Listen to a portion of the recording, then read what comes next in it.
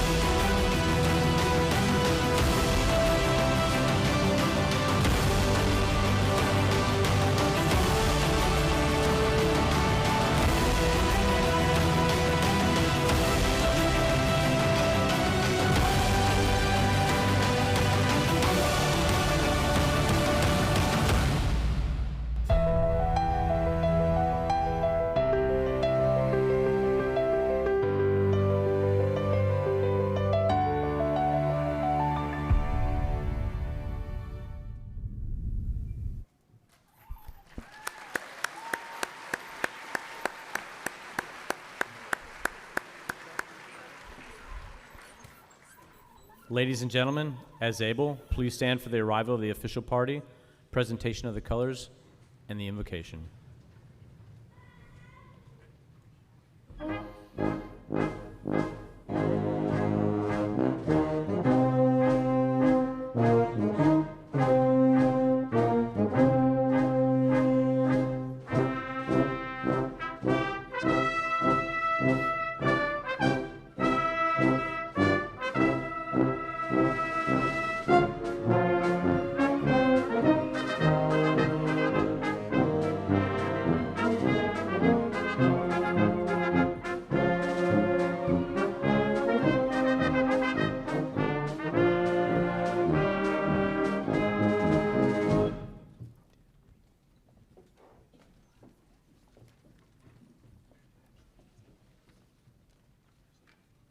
Please join me in a round of applause for conductor Dr. Robert Clevin, the Del Monte Brass Band, and the members of the Navy Commodores Jazz Band.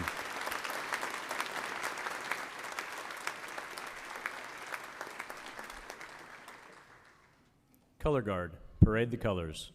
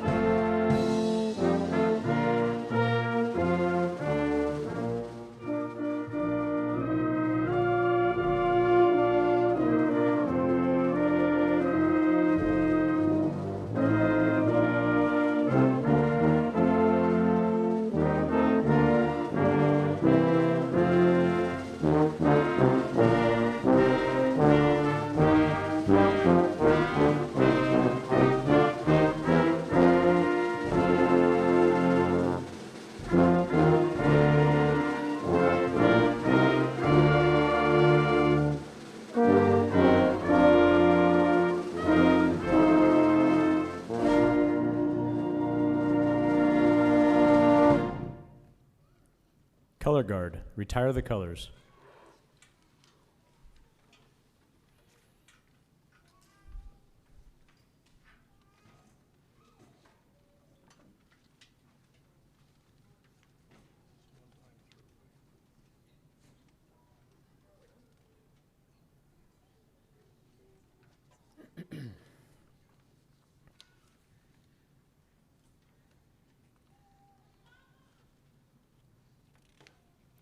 Chaplain Lieutenant Commander Aaron Chicoine will now deliver the invocation.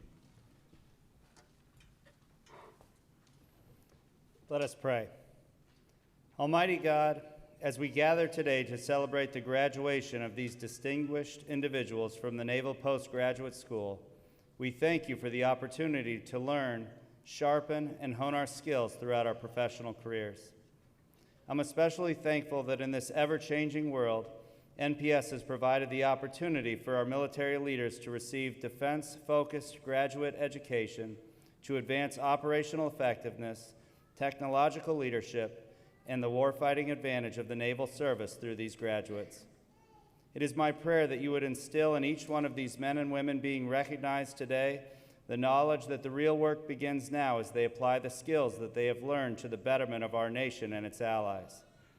God, just as you always remain faithful to us, we thank you for the graduates and their faithfulness in pursuing their degrees.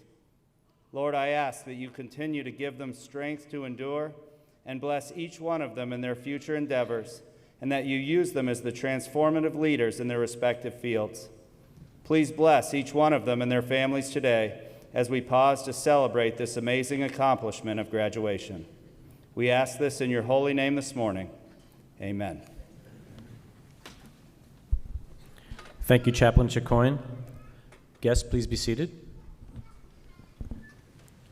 Good morning, ladies and gentlemen, and welcome to the Naval Postgraduate School's summer quarter graduation. I'm your Dean of Students, Captain Eric Skalski, and I'm also proud to be your host today.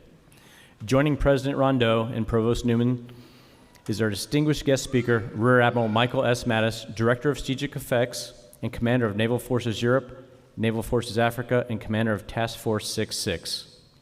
We are also honored to recognize Rear Admiral Hayamizu Takeaki, Defense and Naval Attaché at the Embassy of Japan in Washington, D.C. Admiral Hayamizu, please stand so we may recognize and welcome you. Thank you, Admiral. Also joining us on stage are academic department chairs and local senior military leadership whose dedication and expertise have been instrumental in shaping the education and development of our graduates today. It is now my privilege to introduce one final time Dr. Jim Newman, Acting Provost of the Naval Postgraduate School.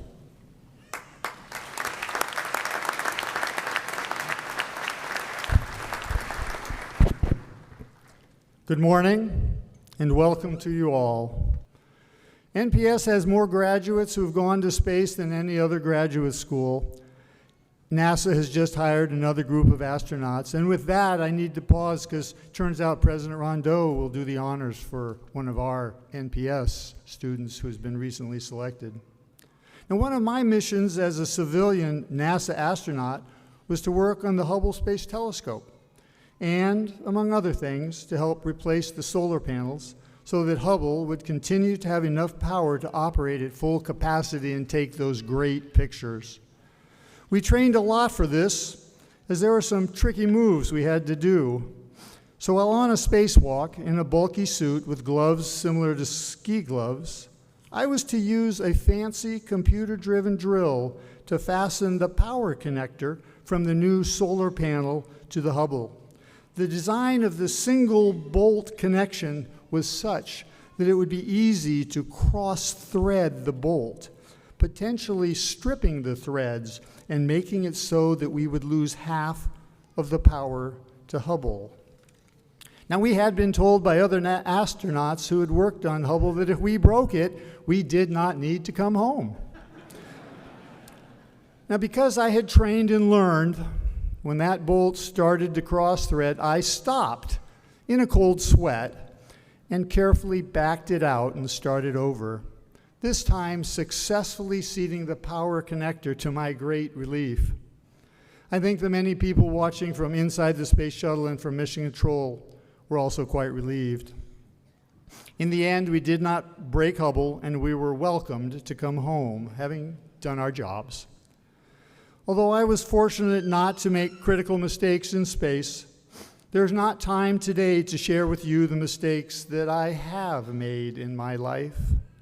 Our friend Murphy of Murphy's Law, whatever can go wrong will go wrong, and so on, is always ready to help us learn humility and teach us what we should pay attention to. We know how important it is to show up, to be present, and be engaged. To that end, I share a brief quote adapted and paraphrased from a passage that you are perhaps familiar with, from Teddy Roosevelt, often referred to as the man in the arena. It is not the critic who counts. The credit belongs to the one actually in the arena, who strives valiantly, who errs, who comes up short again and again, for there is no effort without error and shortcomings, but who does actually strive to do the deeds, who spends himself in a worthy cause, who at best knows in the end the triumph of high achievement, and who at the worst at least fails while daring greatly, whose place shall never be with those souls who know neither victory nor defeat. NPS is proud of contributing to the lifelong education of military officers and civilians who show up to serve their countries in a variety of ways. As a measure of our respect for what you have done and what you will do, the entire university has invested in you. What underpins all this is the work that each and every one of you do in your daily work, the hard work of ensuring national security and the representation of the values our countries hold dear. Our desire for peace, so that people can live their lives and improve themselves and their countries, requires us to be strong together to deter war. So let us work together to make a future that is valuable and relevant to the needs of our services, our people, and our countries. Today we celebrate your completion of an advanced degree at the Naval Postgraduate School. As you join the family of NPS alumni, please know that we look forward to keeping in touch with you in the future. As you continue in your careers, whether in military service or in government service or in the private sector, many of you will have the opportunity to return to this campus, either in person or virtually, and share your perspectives and lessons learned and relevant and current information to help our future students in their education as your predecessors have done for you. We look forward to seeing you again. Let us honor you today for your accomplishments, but also honor all those family and friends and the faculty and staff at NPS who have supported you along the way. Congratulations and best wishes. A big round of applause for all of you. Thank you very much. Thank you, Provost Newman. It is now my honor to introduce the President of the Naval Postgraduate School, Vice Admiral Retired Anne Rondeau, United States Navy.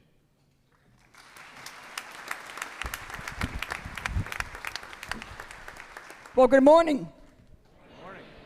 It's great to have all of you here in celebration and in the honor of our mission to educate and to further advance the knowledge of our force. But this is a day of gratitude. So when I stand up here prior to making other comments, it is about gratitude. Our gratitude as NPS for the trust that we are given to have this mission. The gratitude that we have for the Del Monte Brass, and now also for some of the Navy Band. Great job, a round of applause.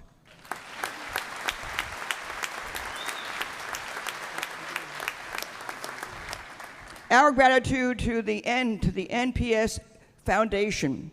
Because of them, we have so many advantages given to our students, and frankly, they're the ones who help us to make the industry partners be part of our life. So please give a round of applause for the foundation.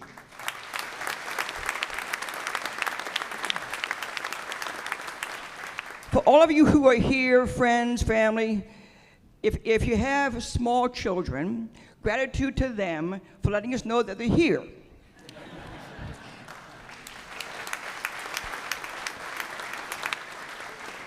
They are our future, and we are delighted to have, again, the honor and the privilege of having a mission that has a future in mind. Now, I want to ask the faculty to please stand up, please. Okay, and students, please stand up. And to your left and your right, please look and give yourselves and each other a round of applause for the learning that goes on in your lives.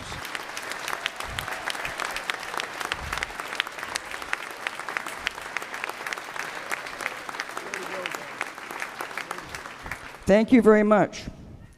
I also want to be sure that we give a thanks to our colleagues here from the Naval War College, because they also are part of this education experience, and it's great to have them alongside in this journey of education.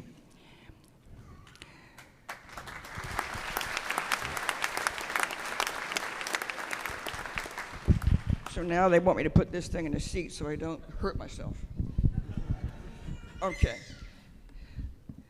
The other thanks is to our allies and our partners in the international realm.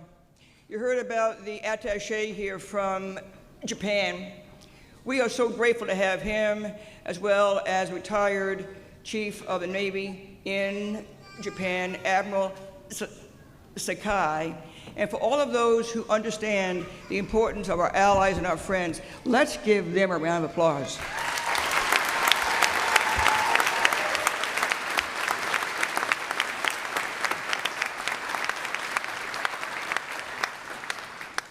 So NPS, it is a unique place. It is a Navy command, military command, wrapped inside higher education and all about industry partners and others in the pursuit of knowledge and the integration of knowledge towards solving problems. We are a place, and at the heart of us is science and research education and innovation and, frankly, operational advantage. And what's that mean? It means that when we send men and women out to the front line or in back who are enabling and working, that they're working towards solving problems that actually will deter the conflict. But if conflict is to happen, that we're ready to be in there and to fight and win.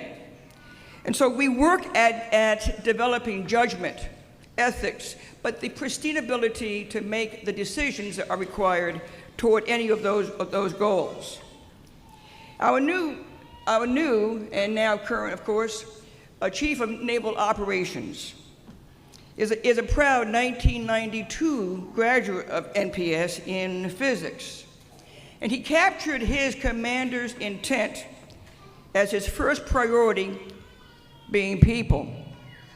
And he calls the Navy and the men and women of the Navy, whether they are in uniform or in the cloth of the nation, as our civilian force. He says that people are the Navy's main weapons system. And his vision was very clear. Battle-ready sailors supported by world-class learning, building a battle-ready force that together with the joint and the combined international force ensures warfighting advantage. And remember, advantage is about the ability to first to deter and then to fight and win. And there is a very distinguished lineage here in all of that. Names that frankly most of our guests will not always recognize. But it is true what Dr. Newman said. We've had 40, we are the main and the most of any graduate school in the United States of America to educate 44 alumni who have become astronauts. This past week, NASA announced its latest class of astronauts, as Jim had said, and among the 10 is a currently enrolled NPS Systems Engineering student, Test Pilot Chief Warrant Officer 3, Ben Bailey, who is expected to graduate in March. And this is extraordinary that this has happened, but let's give that good student a round of applause also.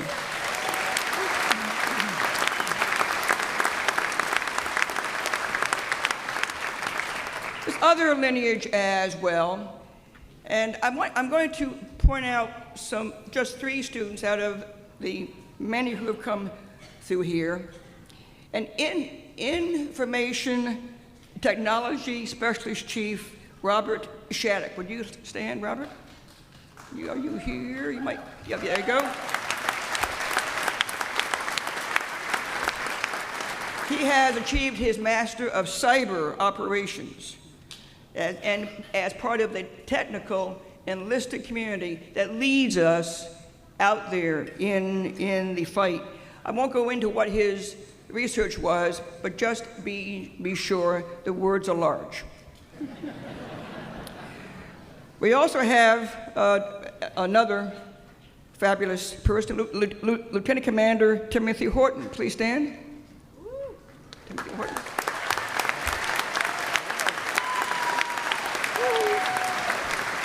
Now, in our lineage, in our history, operations research. Thanks, Tim. You can sit down.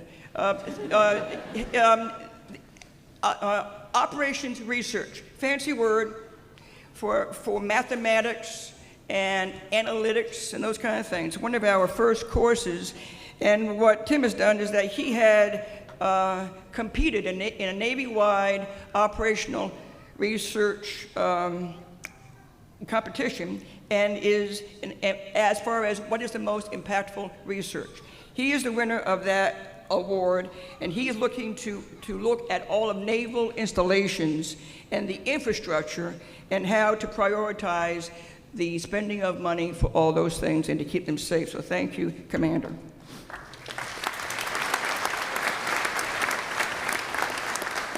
And lastly, Lieutenant Colonel Jennifer Nolta. Please stand. Woo! Okay, now everybody get a grip on Jennifer's work. She's a 2 master's degrees since she's been here in aeronautical engineering and applied physics. Oh my goodness gracious. And she's done it while advancing satellite sensors and has spent hours in the clean room of our space science area and has done great work there, so thank you. And last but not least, and there's a reason why I'm doing these current students, there's a reason why for a minute. Lieutenant Andrew Stillwell, where are you? Okay, you might be gone on orders. He is the recipient of the Gary Kildall Award in Computer Science for highly classified research on resilient comms for unmanned swarms, and work that is already shaping NATO. And Task Force 56, which our Admiral has been very, very much a leader of. Why do I say all of this? It's because these students today actually represent something we don't know about, and that's their future impact. But let me talk to you about another person that we're going to be celebrating next week. And his name is U.S. Navy pilot Commander Everett Alvarez, who, a native of Salinas here in California, was ordered into action in support of Operation Pierce Arrow over Vietnam. He launched for carriers and did what naval pilots do. However, 2 aircraft were lost in the operation, and one, an A-4 Skyhawk, was Commander Alvarez.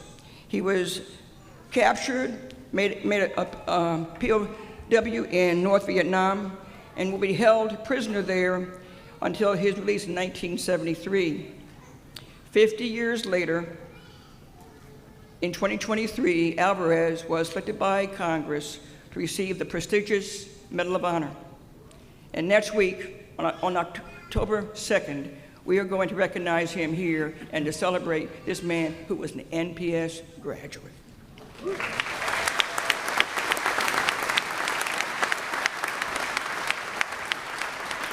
So we talk about NPS being a place where science meets the art of warfare. Science and art. The science of knowledge and the art of the decision-making and the instincts and the indirect intuitive knowledge and wisdom that comes from this kind of education. So Dr. Newman quoted from Teddy Roosevelt about the man in the arena. It's a wonderful statement by Roosevelt at the time, and one much quoted. What's it mean in real life?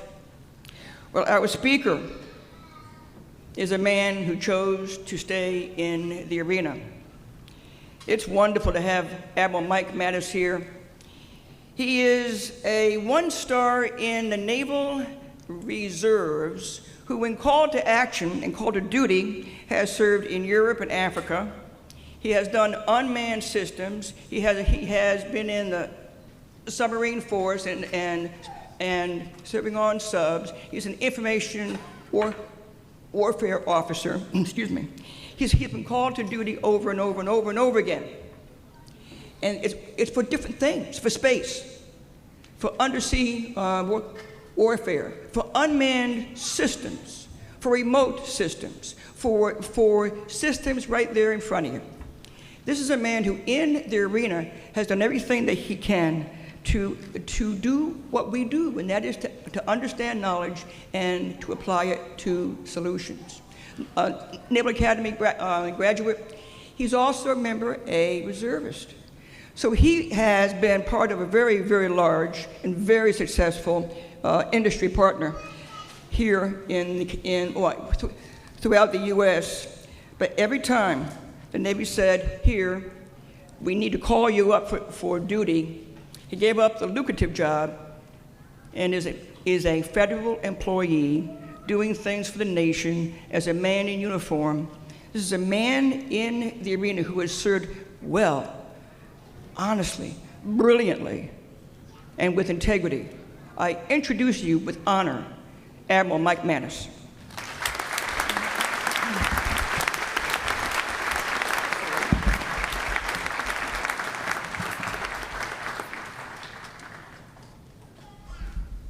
Thank you, Admiral Rondeau, very kind. Good morning, everyone. President Rondeau, distinguished faculty, staff, especially Eric Skalski, Dean of Students and my former shipmate, families and friends, and most importantly, graduates. It's an absolute honor to be here with you today. Today, the 2025 summer quarter graduating class includes 233 graduates, earning a total of 235 degrees, 4 doctoral degrees, 229 master's degrees, with 121 distance learning students and 40 who also completed joint professional military education. Congratulations on this impressive accomplishment for the class.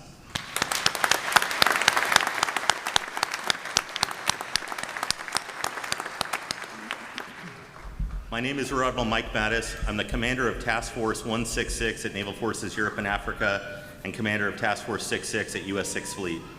Before I tell you about these commands and what we do, let me first acknowledge the importance of relationships in your careers and give you an example of how tight-knit our Navy, joint, and coalition military experiences and relationships really are across the course of our careers.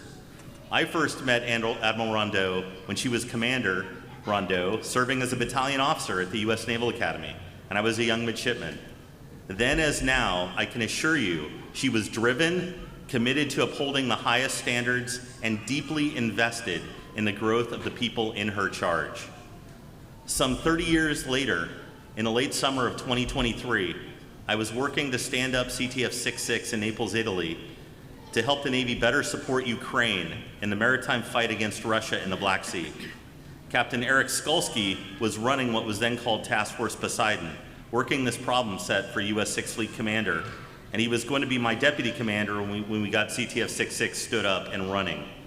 The whole point of standing up Task Force 66 was that the Navy recognized that we were under-responding to the challenge of supporting Ukraine in the maritime, failing to innovate fast enough and to keep up with the rapidly changing character of war and missing opportunities to learn important lessons from what we would eventually call the Black Sea Battle Lab.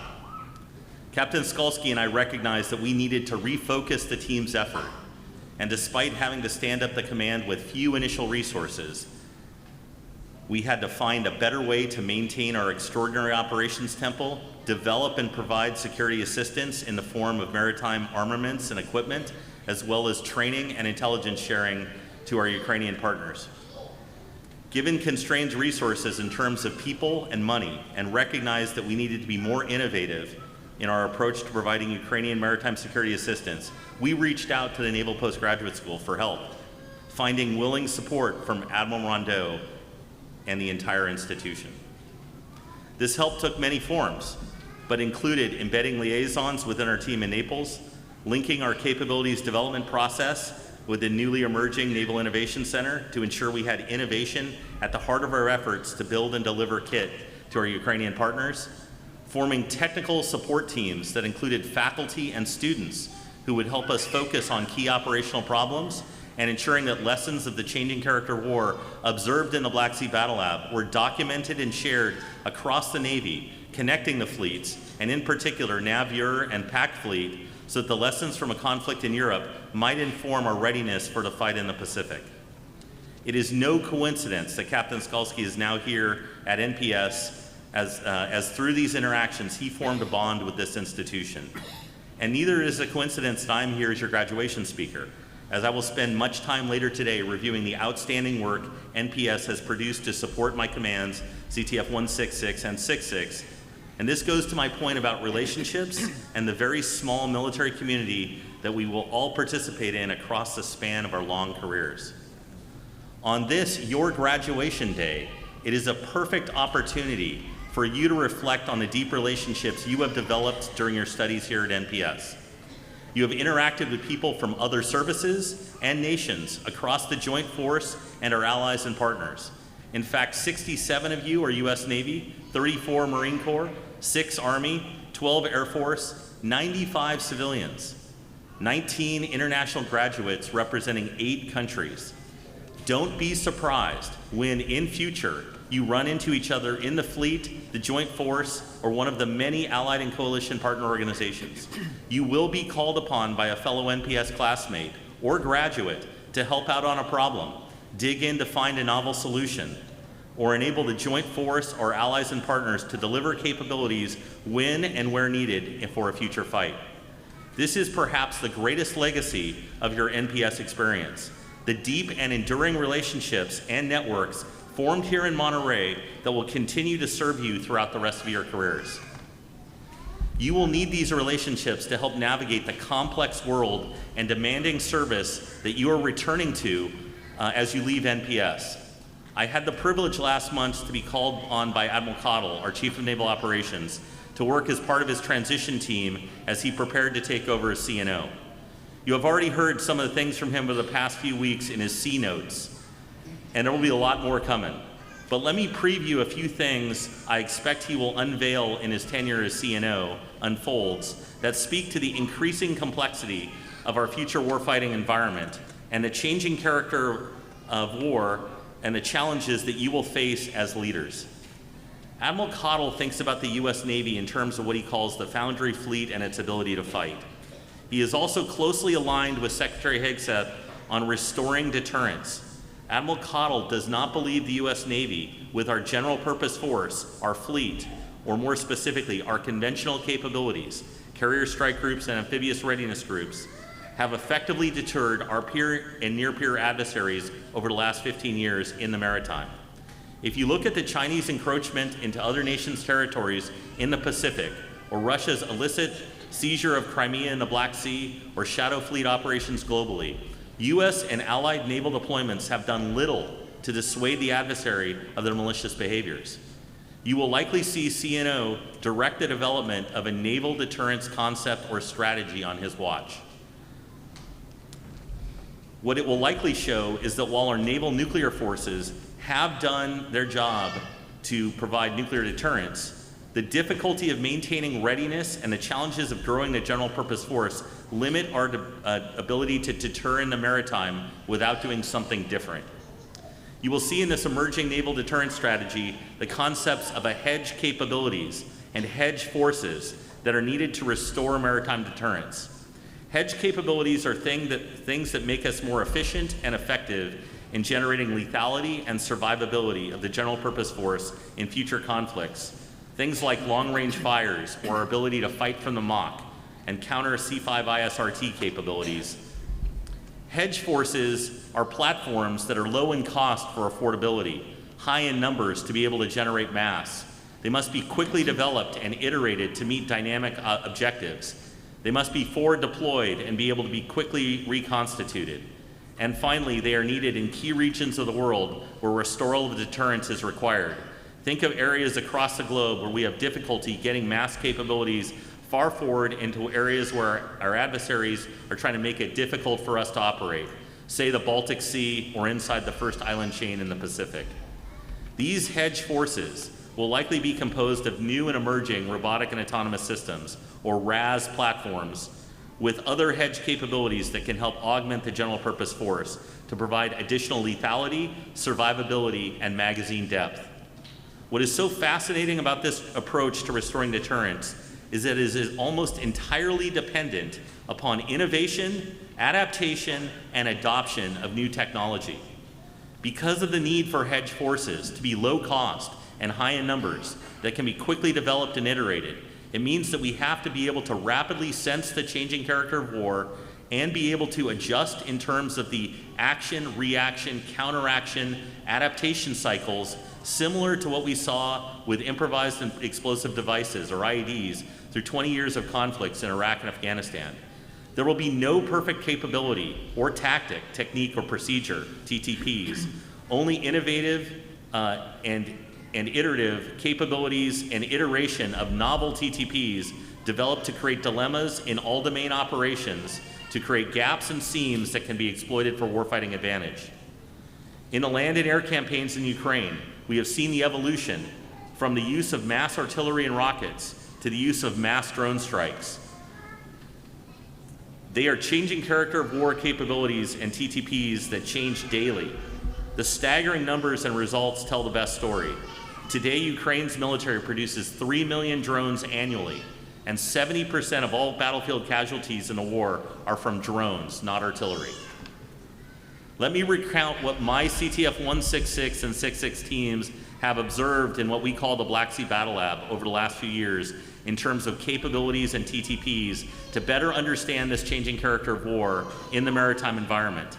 Captain Skalski will be surprised that I'm talking about this openly, as much of this was formerly things that we didn't talk about or couldn't talk about. We're talking about it now because it's important for people to understand these principles if we're going to be competitive in the future fight. In February 2022, Russia took action to posture an amphibious assault of Odessa, bringing more amphibious ships into the Black Sea ahead of the start of the conflict because they knew the declaration of war would trigger the Montreux Convention, limiting additional combatants gaining access to the Black Sea. Ukraine's counteraction was the deployment of mines and coastal defense cruise missiles that enabled sea denial around Odessa, the sinking of the Black Sea flagship Moskva. The Russian counteraction was to agree to the Black Sea Grain Initiative in July of 2022 to stabilize the Black Sea and allow for the flow of grain to fuel their economy. Ukraine then took action boldly to use unmanned surface vessels, USVs, to strike against static targets, ports and bridges to isolate Crimea. Russia's reaction to this was to increase port defenses with both kinetic and non-kinetic defenses. They decided in June of 2023 not only to not renew the Black Sea Grain Initiative, but instead to attempt a blockade of the Odessa grain corridor in the southwest Black Sea, a move to choke off the grain trade and significantly hurt a large portion of the Ukrainian economy. Ukraine's counteraction was to move the grain corridor into territorial waters, aided by Romania and Bulgaria, and attack dynamic targets at sea with USVs, the Russian ships that were attempting to blockade the grain corridor. Our observation at CTF 166 and 66 was that Ukraine did not attack with enough mass to sink anything. Only 4 to 6 USVs leaving Odessa, and only 2 to 3 USVs surviving the transit. We would see a roughly 50% failure rate of the USVs due to mechanical and autonomy problems. To attempt an attack on a ship, with one hitting a ship approximately every other attack. While Ukraine did not sink any blockading ships, they did get 4 hits on these ships between July and September of 2023 that badly bruised the Russian Black Sea Fleet. We then observed Russia taking action to withdraw its ships from the grain corridor blockade, retreating to the eastern Black Sea to prevent the loss of these ships and making it much more difficult for Ukraine to hit these dynamic targets at sea. Ukraine's counteraction was to the withdrawal of the ships was to initiate integrated all-domain attacks, USVs, UAVs, missiles, deception capabilities, etc., on static targets, ports, moored ships and dry docks, and important facilities in ports during the summer and fall of 2023, including missile strikes that hit the Black Sea Fleet headquarters, a Kilo submarine in a dry dock, and several other ships in the port of Sevastopol. Russia, in a surprise counteraction, abandoned Sevastopol, the key terrain and center of gravity of the Russian Black Sea Fleet, and instead chose to bastion their ships in Novorossiysk to prevent further attrition of in-port attacks over the winter of 2023 and 2024. Ukraine then took the bold action to press the attack in the Black Sea, pushing further east to hunt dynamic targets, ships at sea, with mass this time, 10 to 12 USVs in each attack, which led to the sinking of 3 ships between January and March of 2024, In all three sinkings, 10 to 12 USVs got underway in Odessa, and 4 to 6 USVs hit the target, with a second USV entering a hole, the first USV made in a Russian ship, leading to a catastrophic wound that overwhelmed the ship's damage control efforts. These successful attacks led to the firing of the Black Sea Fleet Commander and the Chief of the Russian Navy in February and March of 2024, respectively. Russia's reaction to these attacks was to flood the Black Sea with rotary wing and TAC air to significantly limit survivability of USVs in the Black Sea. Between January of and July of 2024, it became approximately 10 times more difficult for any Ukrainian USV to survive at sea as it transited to a static port or bridge or dynamic moving ship target. Ukraine's counteraction was to field counter-air capabilities launched from unmanned surface vessels, counter rotary wing at first, and then later counter-attack air, which led to the shoot-down of Russian helicopters in December of 2024 and January of 2025, and a shoot-down of a Russian Su-30 fighter in May of 2025. Russia then took action to use small unmanned aerial systems to kill USVs at sea.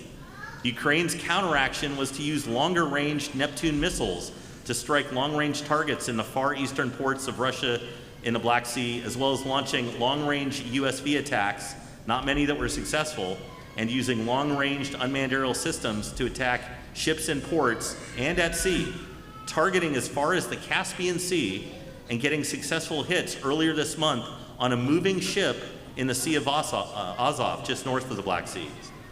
Russia's counteraction was to start using USVs to attack static targets in Ukraine, with several attempts to hit port infrastructure in Odessa this year, and just this month they were able to get a USV up the Danube River between Romania and Ukraine to sink a Ukrainian ship in port.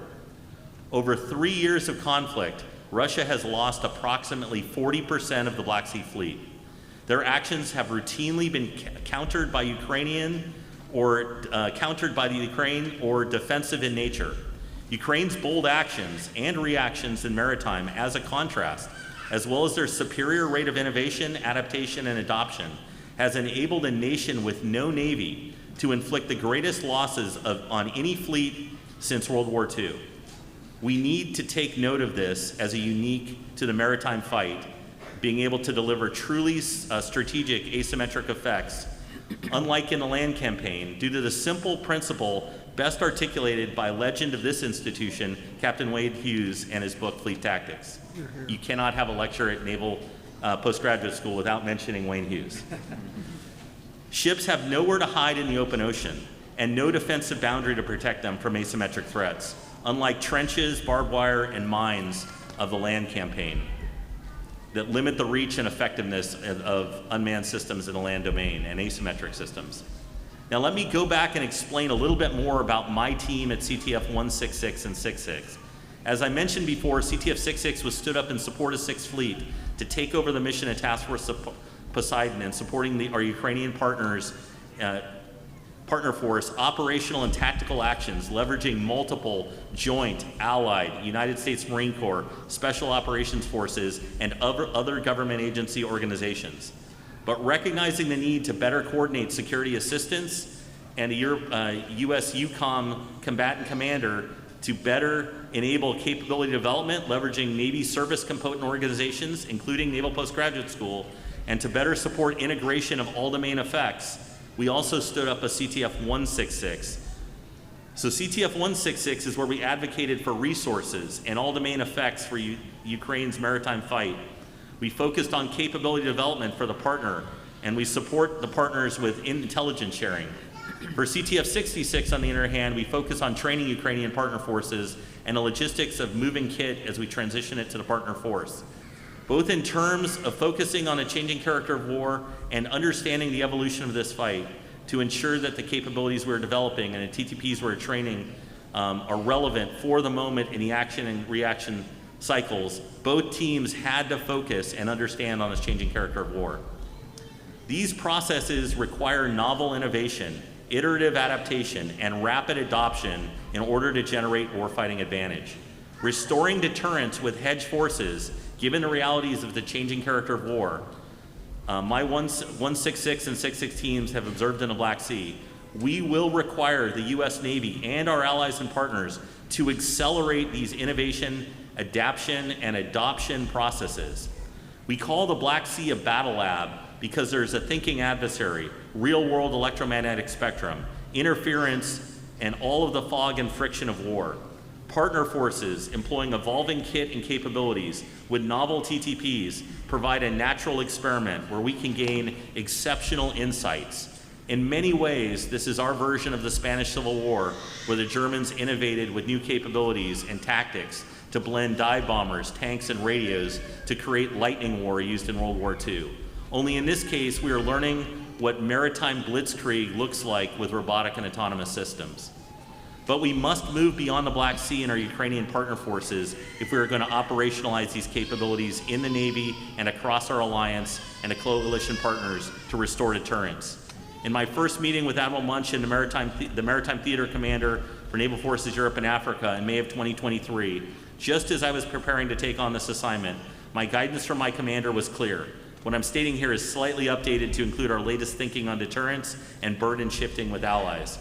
I was to do the following: assist Ukraine in the maritime from our partners and learning from our partners the secret sauce that they had brewed in the Black Sea, employing robotic and autonomous systems and integrating all domain effects against Russia, but also build what he called a conveyor belt ecosystem that could innovate, adapt, and adopt capabilities faster than the adversary. Number two, build U.S. robotic and autonomous systems capabilities, leveraging insights from Ukraine, aimed at being able to generate asymmetric effects for warfighting advantage in key regions where hedge forces are needed to deter the adversary, leveraging the same conveyor belt concept. Three, accelerate RAS capabilities and innovation, adaptation, and adoption capabilities of our NATO allies to ensure they can increase their ability to burden share and ultimately be able to shift the RAS burden to them across the NATO alliance. Today's CTF-66 is currently fielding 22 USVs, with 14 more on the way over the next several months, as we are developing and proving out our ConOps to deliver maritime domain awareness and to be able to generate asymmetric effects. I just came from Troia, Portugal, where over 3,000 people from 24 nations were working in an exercise RepMuse and Dynamic Messenger to lean into the innovation, adaptation, and adoption processes that challenge our individual nations and our NATO alliance and partner forces to learn from the changing character of war, this action, reaction, counteraction cycle that we see coming out of the Black Sea. Our ability to deter as a nation and as an alliance are dependent on getting this cycle right and moving quickly. Moving quickly and together to ensure interoperability and effectiveness of our rapid implementation of new and evolving capabilities and TTPs. I would summarize the big picture of what I have talked to you about this morning as follows. Growing relationships over your career matter, with joint allied and partner relationships often being the most important, as they will bridge you to the critical other organizations you may be working with in an operation or to deliver an outcome. This is the foundation of trust, which you cannot surge in time of need, and is critical to having to enable you to ask for and deliver assistance. Restoring deterrence, this is number two, will depend on delivering hedge capabilities and hedge forces, which in turn will rely on our ability to quickly innovate, adapt, and adopt new capabilities and TTPs due to the changing character of war and the action, reaction, counteraction cycle. Three, integrated all-domain effects are what make the difference. Robotic and autonomous systems alone cannot win the day. They must be integrated in with the others' effects in order to create dilemmas that cause gaps and seams in adversaries' defenses that can be exploited. This requires exceptional operational level of war and all-domain warfighting expertise. Four, we do not want to fight alone, and we must be interoperable with our allies and partners, as well as being able to share information at speed and scale. Winston Churchill famously said, "There is only one thing worse than fighting with allies, and that is fighting without them."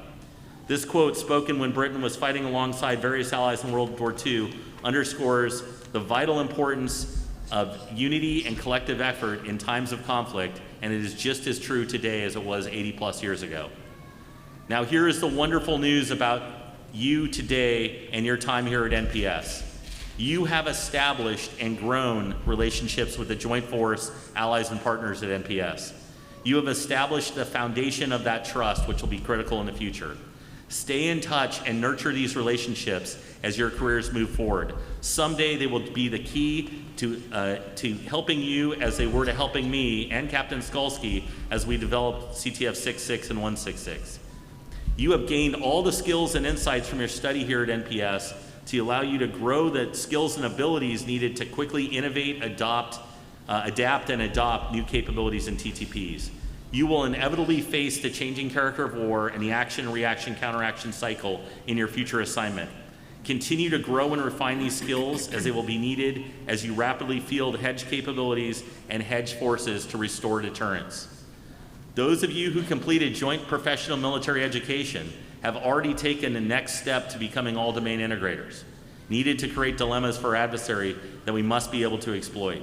For the rest of you, get after JPME at the next opportunity in your career and continue to leverage the technical and policy expertise that you received here at NPS to contribute to the all-domain fight. Our allies and partners are the greatest strength we have as a nation. We must continue to find ways to share information at speed and scale with them if we hope to compete in this fight due to the changing character of war and the rapid action, reaction, counteraction cycles. You have learned how to interact with allies and partners here at NPS, so now your task is to grow your ability to operationalize these partnerships throughout the rest of your career. It has truly been an honor to speak with you today, tell you a bit of the story of my command and how I think it relates to your future service. Most importantly, I hope I've assured you that your degree and experiences from this institution have laid the groundwork for you to be successful in the very changing operational environment that you will find yourselves in, and given the trends of the changing character of war. You must build on this foundation, be bold in your actions, reactions, and counteractions, and enable our joint force, allies, and partners in all that you do moving forward. Victory will depend on it. Congratulations once again on your degrees, and God bless you, your families, and the United States of America.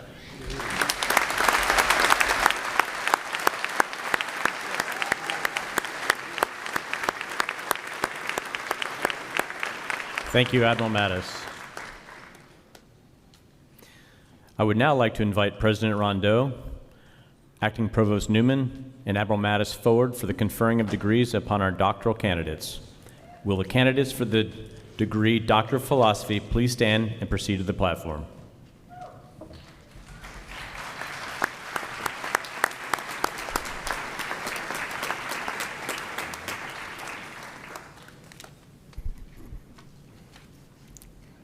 Will Naval Officer Commander Michael J. Dixon from the Department of Mechanical and Aerospace Engineering, the candidate for the degree Doctor of Philosophy in Astronautical Engineering, please cross the stage?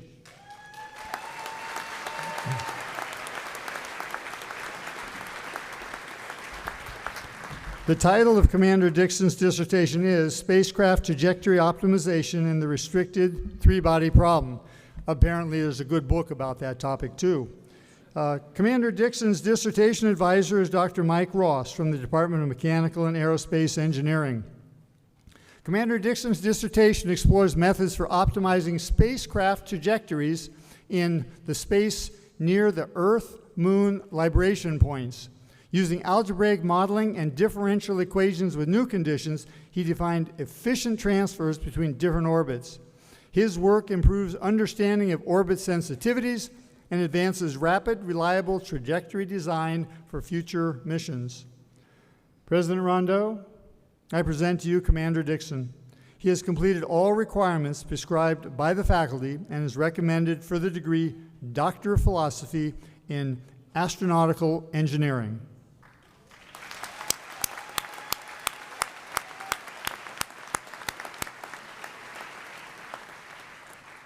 By the authority vested in me, I confer upon you the degree Doctor of Philosophy with all the rights, the privileges, and the responsibilities thereunto pertaining.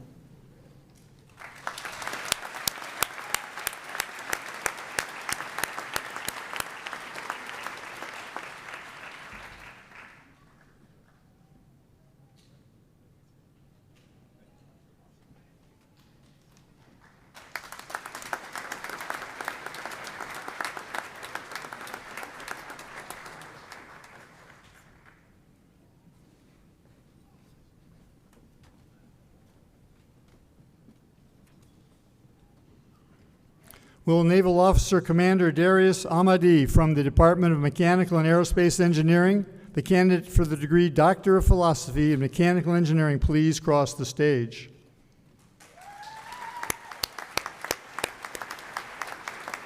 The title of Commander Amadi's dissertation is An Investigation of Stall Characteristics and Stall Margin Improvement in a Transonic Axial Compressor Using Self-Recirculating Flow Control. Commander Amadi's dissertation advisor is Dr. Walter Smith from the Department of Mechanical and Aerospace Engineering.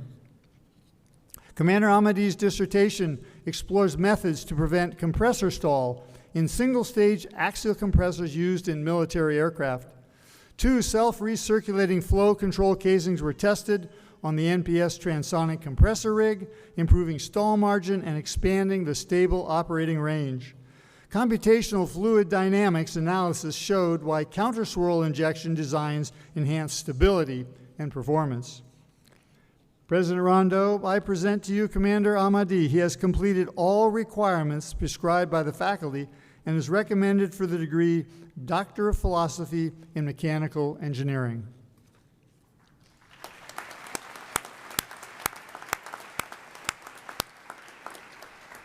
By the authority vested in me, I confer upon you the degree Doctor of Philosophy with all the rights, the privileges, and the responsibilities thereunto pertaining.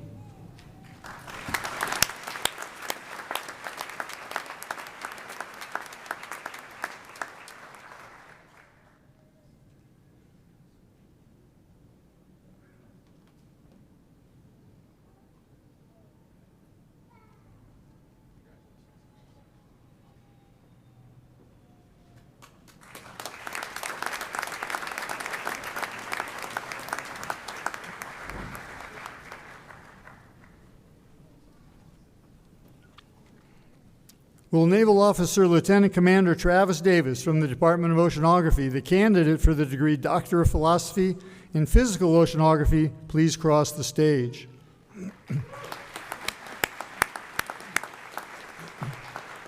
The title of Lieutenant Commander Davis's dissertation is The Control of Large-Scale Ocean Circulation Patterns by Small-Scale Topography. Lieutenant Commander Davis's dissertation advisor is Dr. Timur Radko from the Department of Oceanography. Lieutenant Commander Davis's dissertation explores how small-scale seafloor features, or bottom roughness, influence large-scale ocean circulation and naval predictive systems. High-resolution simulations examined effects on baroclinic Rossby waves and ocean instabilities. The study validated the sandpaper theory of rough topography, showing its potential to improve coarse resolution models like the Navy Global Ocean Forecast System. President Rondeau, I present to you Lieutenant Commander Davis. He has completed all requirements prescribed by the faculty and is recommended for the degree Doctor of Philosophy in Physical Oceanography.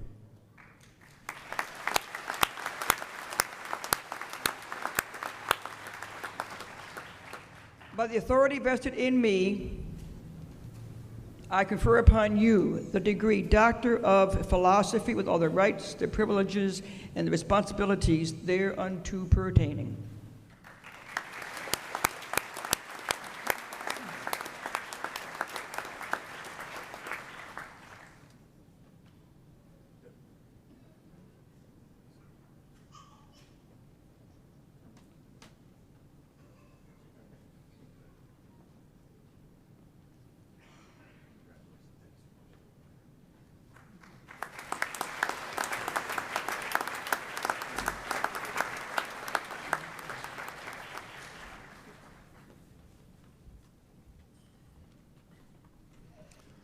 Will Navy Officer Commander Peter Barkley from the Department of Operations Research, the candidate for the degree Doctor of Philosophy in Operations Research, please cross the stage?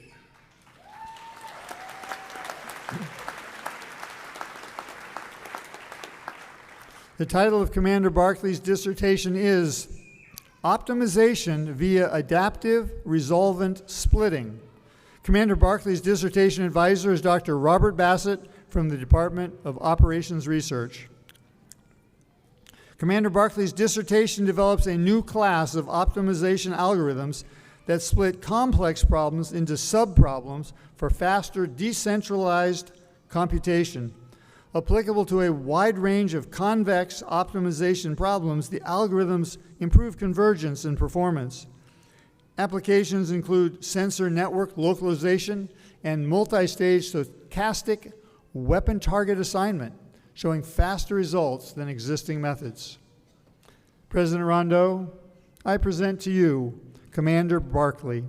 He has completed all requirements prescribed by the faculty and is recommended for the degree Doctor of Philosophy in Operations Research. By the authority vested in me, I confer upon you the degree Doctor of Philosophy with all the rights, the privileges, and the responsibilities thereunto pertaining.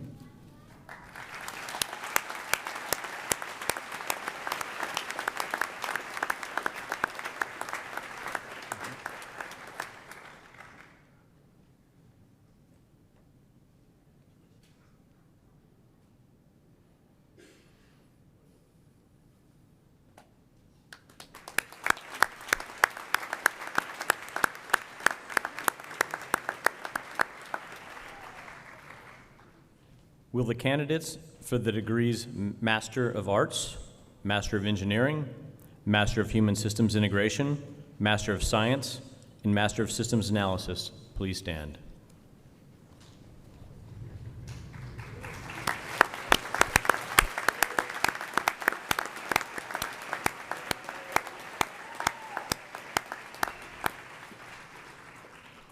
President Rondeau, I present to you these candidates. After consideration of their academic accomplishments, the Academic Council will recommend them for their master's degrees as specified. Leaders, upon the recommendation of the Academic Council, I will, by the authority vested in me, confer upon them the masters as specified, with all the rights, the privileges, and the responsibilities thereunto pertaining. Will the first row of candidates please proceed to the platform? Remaining candidates, please be seated. Of this quarter's graduating class of 233 students, 40 have also earned their Command and Staff Diploma from the Joint Professional Military Education Program, sponsored by the Naval War College and the United States Marine Corps College of Distance Education and Training.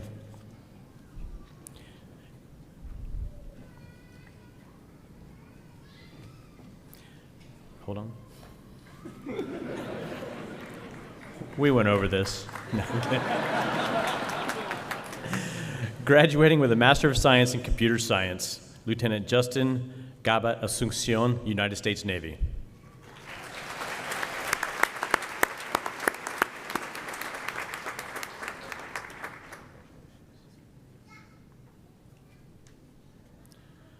Lieutenant Saul Cervantes, United States Navy.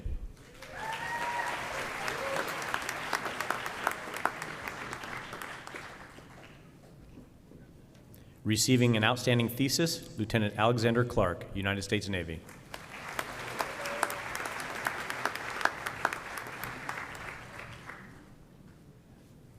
Lieutenant Jordan Fournier, United States Navy.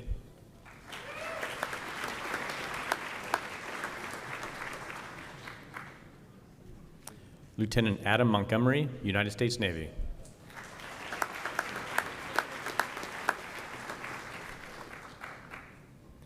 Lieutenant David Portner, United States Navy.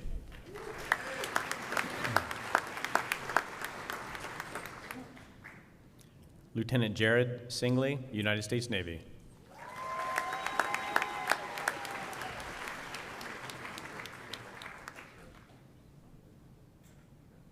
Captain Sean Othelette, United States Marine Corps.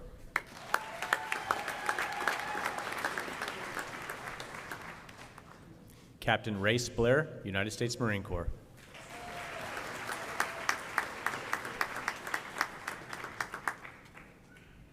Captain Daniel Blank, United States Marine Corps.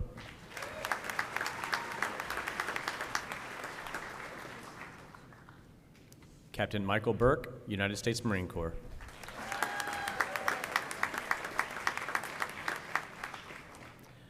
Captain Antolin Del Valle, United States Marine Corps.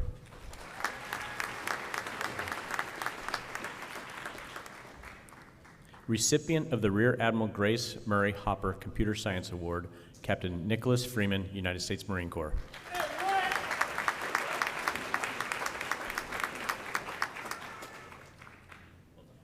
Captain Zachary Holting, United States Marine Corps.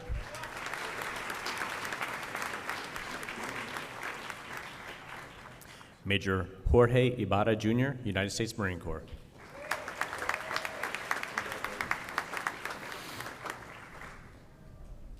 Major John McClinton, United States Marine Corps.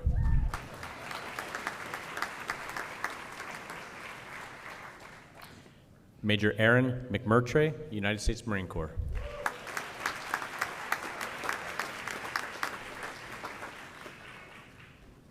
Graduating with distinction, Captain Roberto Milanese, Jr., United States Marine Corps.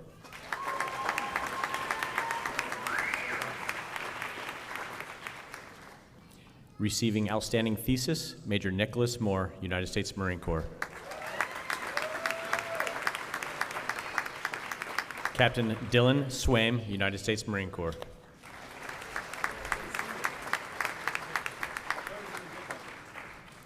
Graduated with distinction, Major Blake Weller, United States Marine Corps.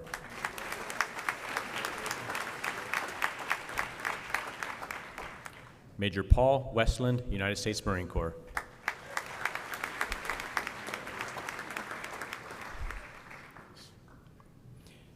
Recipient of the Marine Corps Association Superior Service Award for Outstanding United States Marine Corps Student, Captain Connor Ibarra, United States Marine Corps.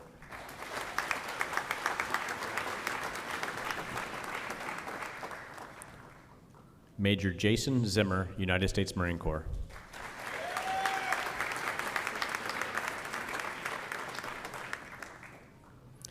Mr. Dewan Green, Nywick Atlantic.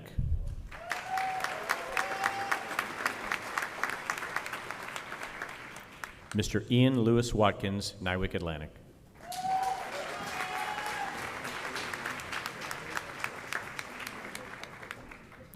Mr. James Yapnayon, Nywick Pacific.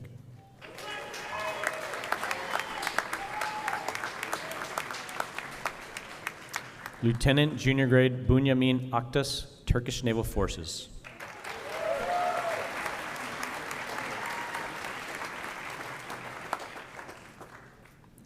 Major Weizi Jonathan Lee, Singapore Digital and Intelligence Service.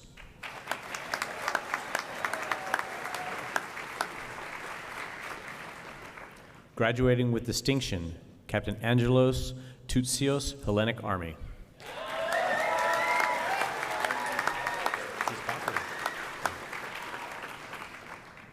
Graduating with a Master of Science in Modeling, Virtual Environments, and Simulation, Mr. Tan Jing Sing Herman, Defense Science Organization Laboratories, Singapore.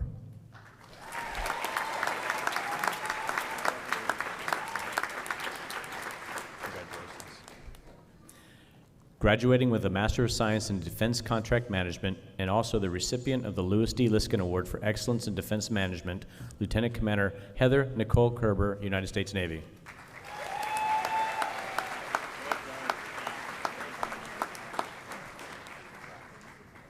Graduating with a Master of Science in Defense Logistics Management and recipient of the Department of Defense Management Outstanding International Student Award and receiving an outstanding thesis, Lieutenant Commander Kei Itazaki, Japan Maritime Self-Defense Force.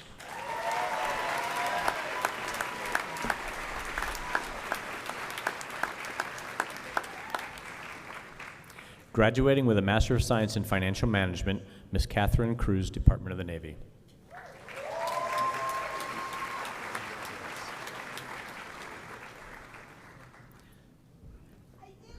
Yes, you did. Ms. Keisha Nicole Daughtry, Department of the Navy.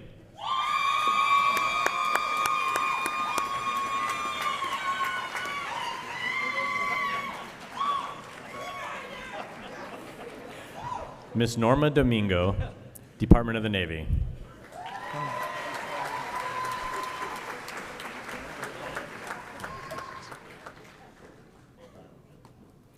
Mr. Michael B. Ennis, Department of the Navy.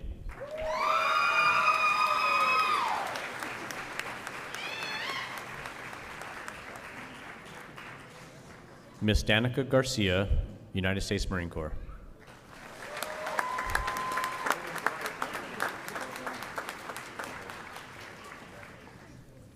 Mr. Benjamin Goodwin, Department of the Navy.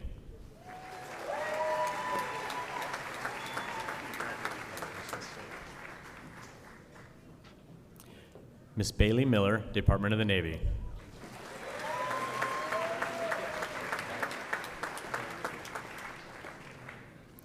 Ms. Jane May, Department of the Navy.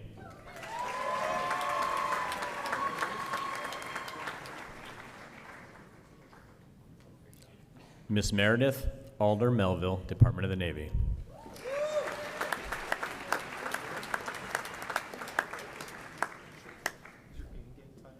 Mr. Jonathan Nicknam, Department of the Navy.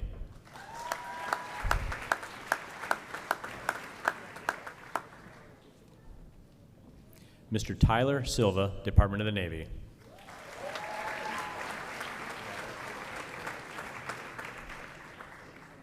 Ms. Bailey Spears, Department of the Navy.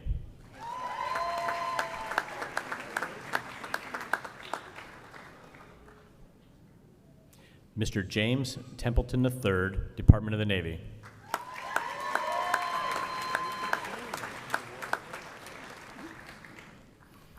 Graduating with a Master of Science in Logistics Information Technology, Lieutenant Commander Brittany Siobhan Salisbury, United States Navy.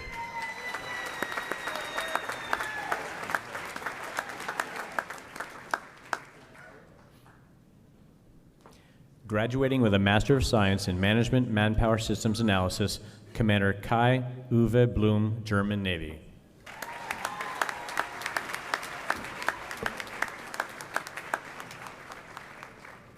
Graduating with a Master of Science in Electrical Engineering and graduating with distinction, Major Blake Stephen Brennan, United States Marine Corps.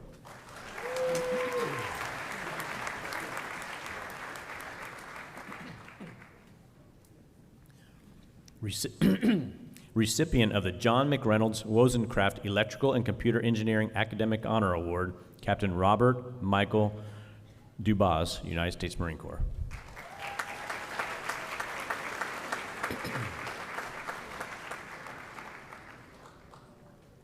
Captain Luis Gerardo Hernandez, United States Marine Corps.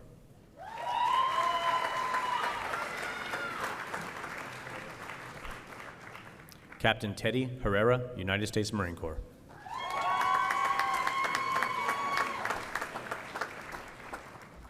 Major Jarrett Paul King, United States Marine Corps.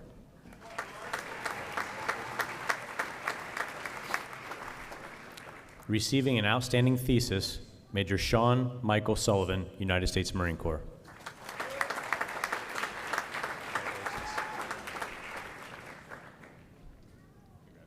Lieutenant Junior Grade Mustafa Emre Aydınlık, Turkish Naval Forces.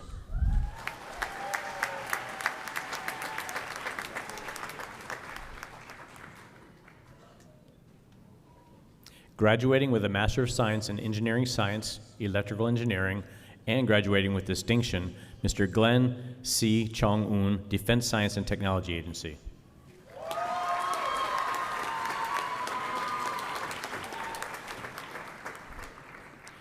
Graduating with a Master of Science in Applied Cyber Operations, Chief Robert Shattuck, United States Navy.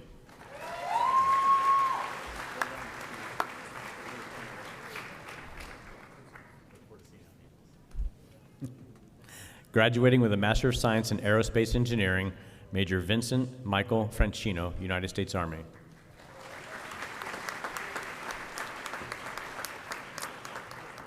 Graduating with a Master of Science in Mechanical Engineering, Ensign Hunter Davis, United States Navy.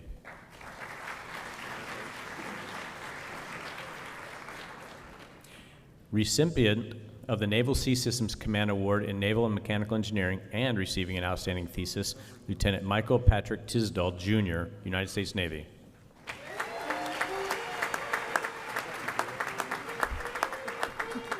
Great job.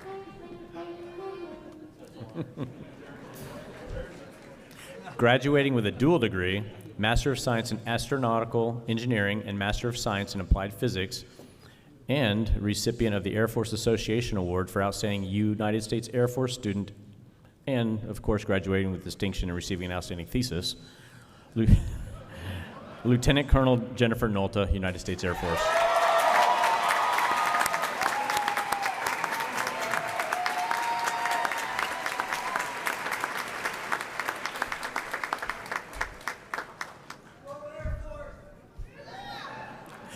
Graduating with a Master of Arts in Security Studies, East Asia and the Indo-Pacific, Lieutenant Michaela Fifield, United States Navy.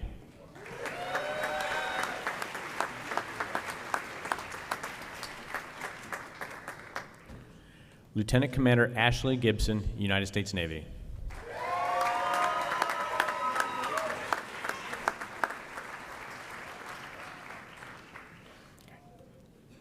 Lieutenant Anthony Kim, United States Navy.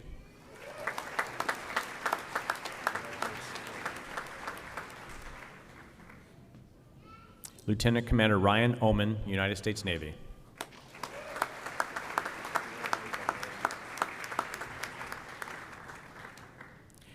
Lieutenant Jeffrey Polander, United States Navy.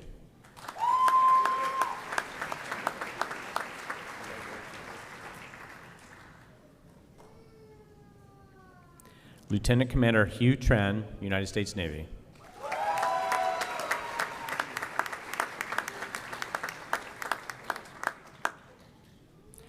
Lieutenant Francis Womack, United States Navy.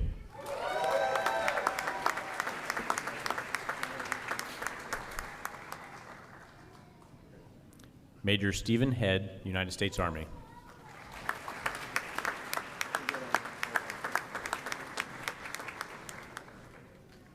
Captain Blake Hendricks, United States Marine Corps.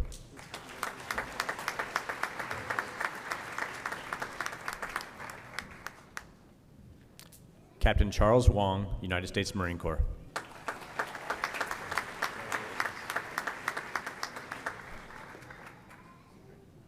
Captain William Fernandez, United States Air Force.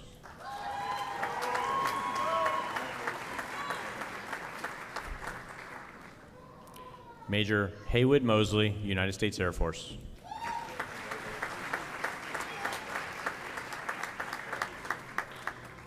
Captain Cynthia Torres, United States Air Force.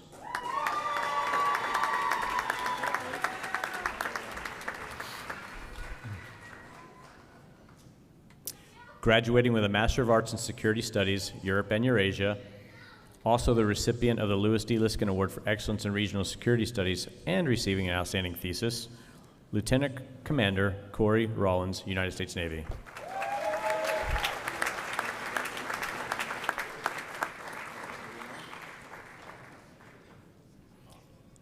Recipient of the Outstanding United States Air Force Graduate Award, Department of National Security Affairs, Major Ryan Adams, United States Air Force.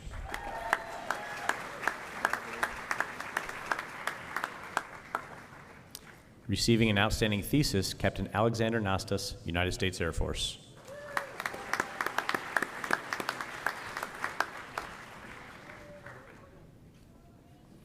Major Ann Wiley, United States Air Force.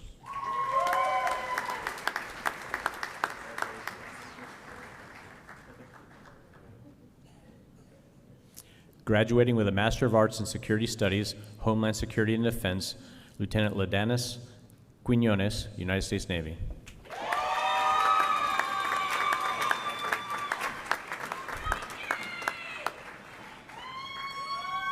Lieutenant Brett Turner, United States Navy.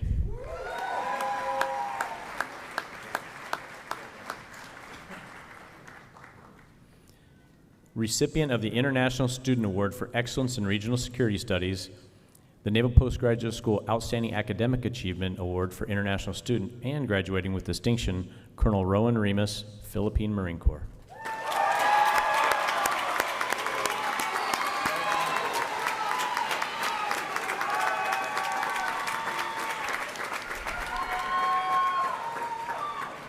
Graduating with a Master of Arts in Security Studies, Middle East, South Asia, Sub-Saharan Africa, Captain Christina Leak, United States Air Force.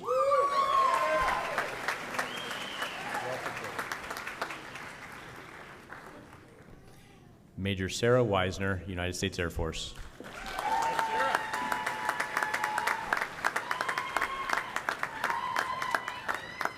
Graduating with a Master of Arts in Security Studies, Strategic Studies, Lieutenant Joseph Durgan, United States Navy.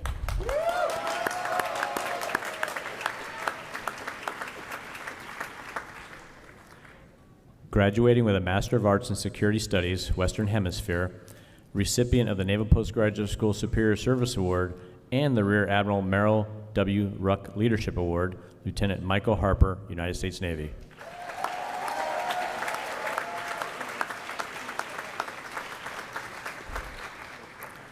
Major Enrique Villegas Gonzalez, United States Air Force.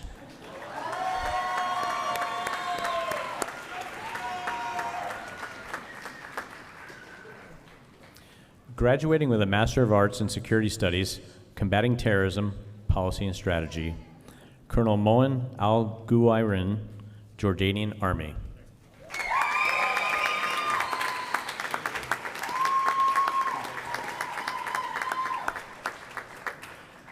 Graduating with a Master of Science in Operational Oceanography, Lieutenant Commander Nicole Dawn Mountain, United States Navy.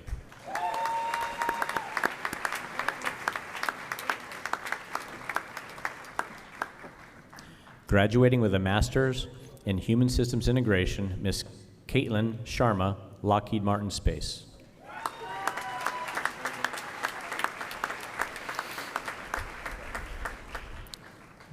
Graduating with a Master of Science in Operations Research and receiving an outstanding thesis, Lieutenant Commander Alexander Bedley, United States Navy.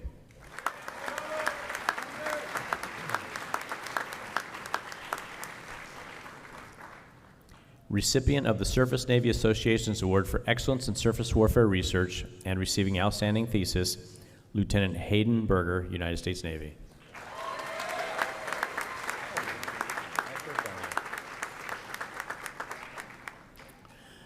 Lieutenant Corinne DeRoches, United States Navy.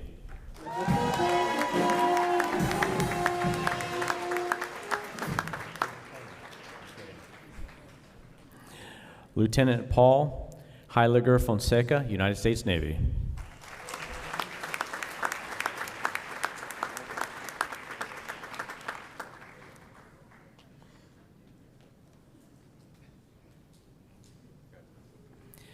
Recipient of the Military Operations Research Society, Stephen A. Tisdale, Graduate Research Award, and receiving outstanding thesis, Lieutenant Commander Timothy Horton, United States Navy.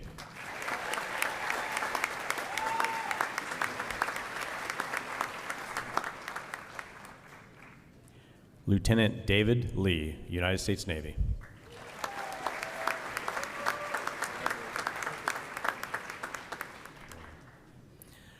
Lieutenant Andrew Joel Tamez, United States Navy.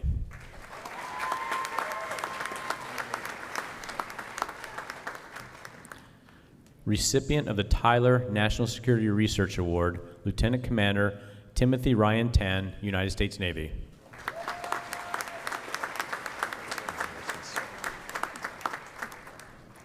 Receiving outstanding thesis, Captain Ja Jun Reong, Singapore Army.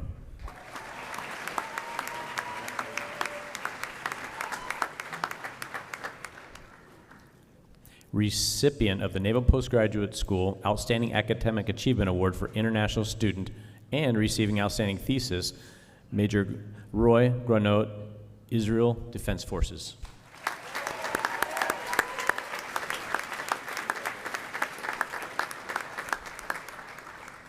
Receiving outstanding thesis, Major Wei Kang Soon, Singapore Army.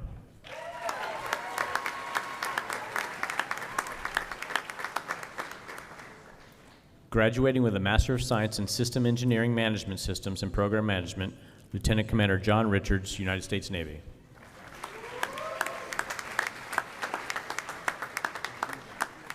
Mr. Carson Dursky, Department of the Army.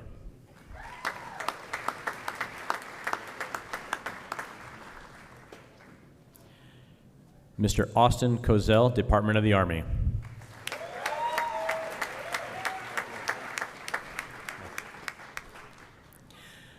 Miss Lenica Mayer, Department of the Army.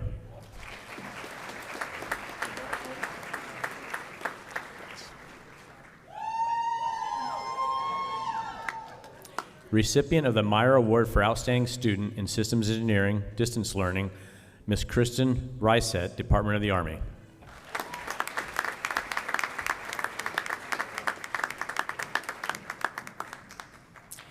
Mr. Jose Luis Rodriguez, Department of the Army.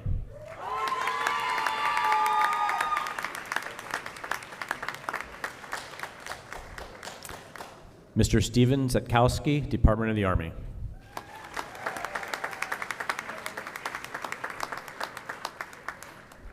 Graduating with a Master of Science in Systems Engineering and receiving Outstanding Thesis, Ensign Christopher Lusick, United States Navy.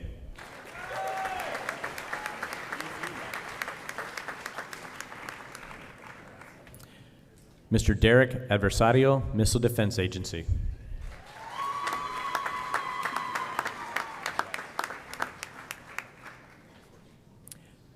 Mr. Keith Lee Crooks, Department of the Army.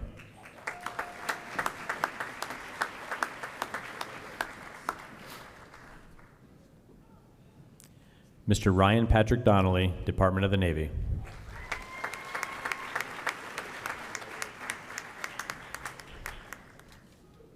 Mr. Timothy Jake Hamlet, Department of the Army.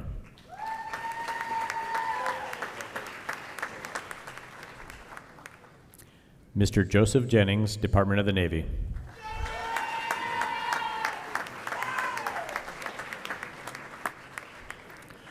Miss Melissa Novoa, Department of the Navy.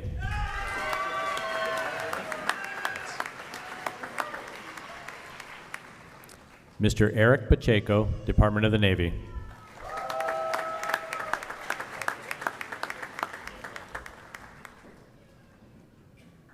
Mr. Kyle Robinson Jordan, Department of the Navy.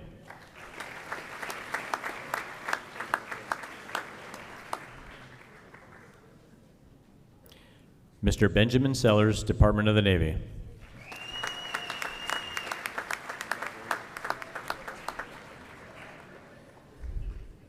Mr. Andrew Stagner-Rom, Department of the Navy.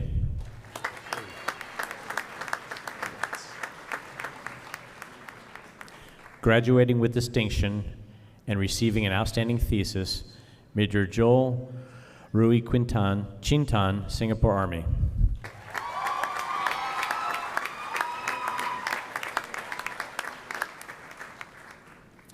Receiving outstanding thesis, Captain Steve Ung, Singapore Army.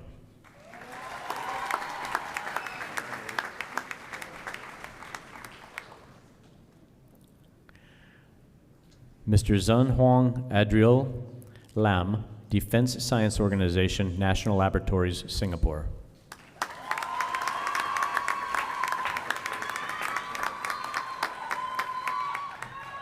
Graduating with distinction, Mr. Roy Ying Chon Lim, Singapore Technology Engineering.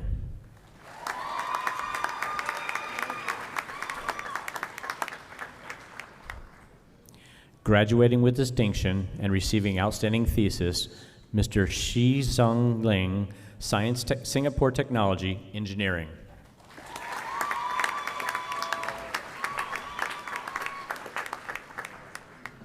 Graduating with a Master of Science in Systems Engineering Management, Lieutenant Jack Anthony Oberman, United States Navy.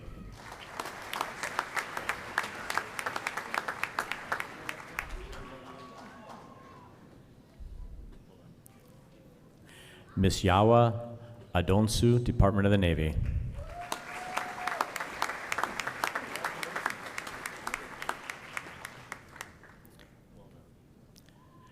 Mr. Harold Alexander Davis, Department of the Navy.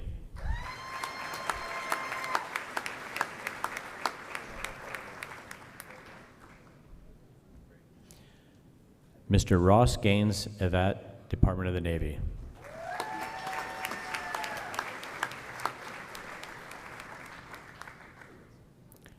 Mr. Aaron Michael Joseph Hunter, Department of the Navy.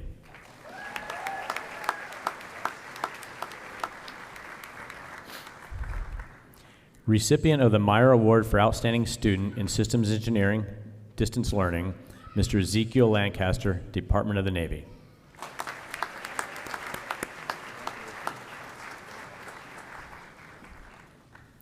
Mr. Paulo Linares, Department of the Navy. Congrats. Mr. Andrew Potts, Department of the Navy.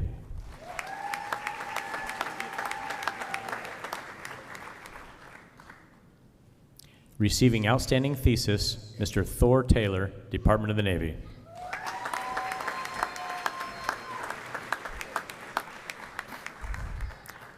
Graduating with a dual degree, Master of Science in Space Systems Operations and Master of Science in Applied Physics, receiving an Outstanding Thesis, Major Daniel Alexander Nelson, United States Air Force.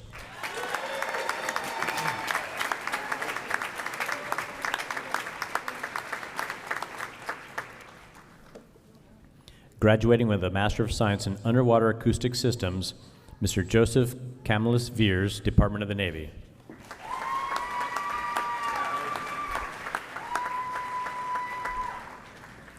Graduating with a Master of Systems Analysis, Lieutenant Commander Kenneth Miller, United States Navy.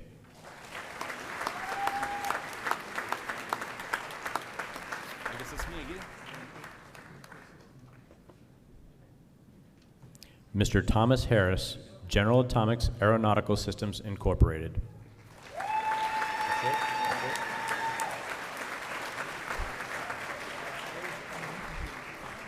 Please join me in a well-deserved round of applause for all of our graduates.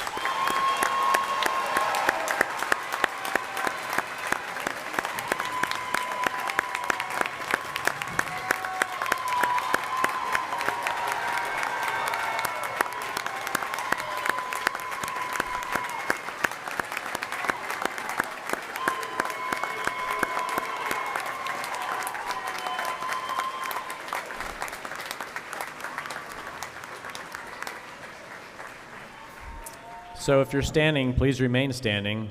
And if you're still seated, please stand for the benediction by Chaplain Chicoine. Let us pray.